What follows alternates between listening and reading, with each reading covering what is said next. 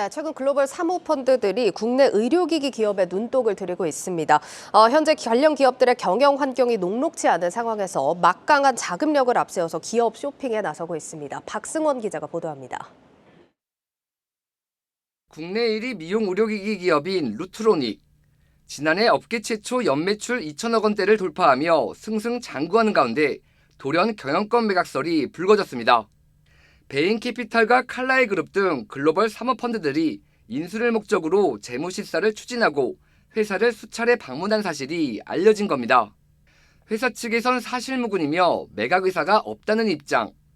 하지만 투자은행 업계에선 같은 의료기기인 클래시스의 경영권 인수에 성공한 베인캐피탈이 인수를 추진할 가능성이 높다고 보고 있습니다. 사모펀드의 국내 의료기기에 대한 관심은 이뿐만이 아닙니다. 현재 상장 폐지 절차를 밟고 있는 국내 1위 치과용 임플란트 기업 오스템 임플란트는 사모펀드의 공개 매수를 통해 경영권이 넘어갔습니다. 인체조직 의료기기 전문기업 한스 바이오메드의 경우도 최근 중국계 한 사모펀드가 인수를 타진해와 접촉했던 것으로 알려졌습니다. 구체적인 조건이 안 맞아 최종 결렬됐지만 논의 재개 가능성은 열려있다는 게 업계의 분석입니다.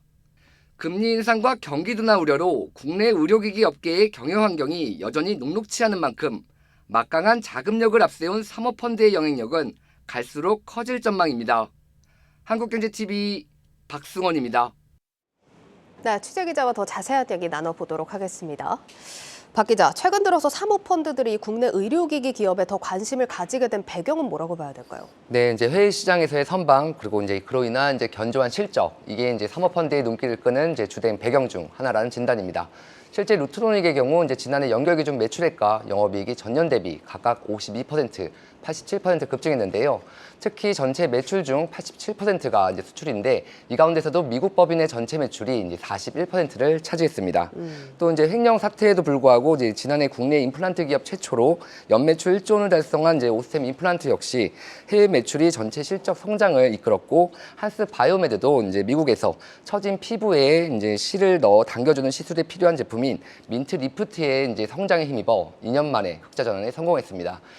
여기에 최근 반등이 나서긴 했지만 지난해 같은 기간과 비교해 제약 바이오 업종의 약세 흐름도 사모펀드의 투자를 유인하는 것으로 보여집니다. 네.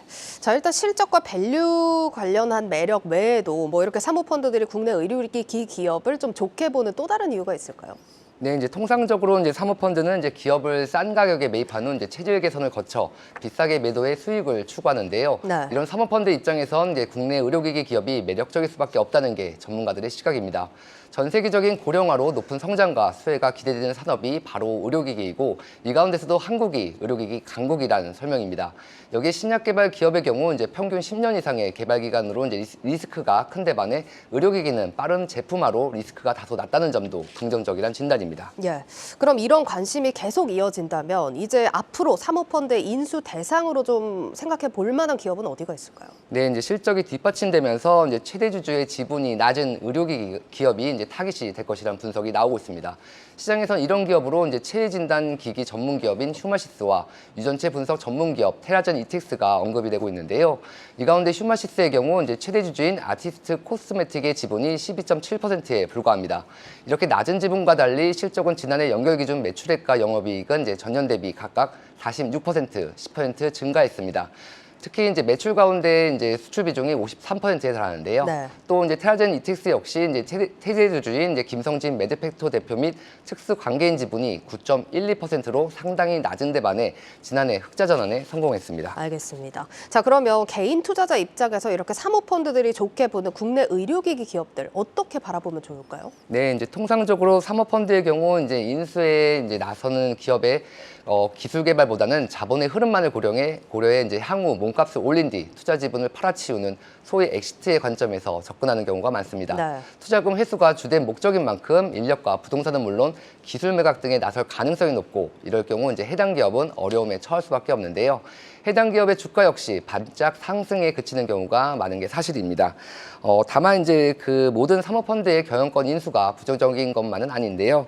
지난 2018년 CJ 헬스케어에 입찰해서 유일한 전략적 투자자인 즉 SI인 한국콜마는 펀드들과 컨소시엄을 구성해 인수에 성공했고 네. 그 뒤로 이제 좀 더 성장하는 모습을 나타냈습니다. 결국 이제 사모펀드의 긍정적인 기능을 살려 인수기업과 사모펀드 모두 이제 윈윈하는 방향으로 이제 투자 관점에서 접근할 필요가 있다는 조언인데요. 관련해 전문가의 입장 들어보겠습니다.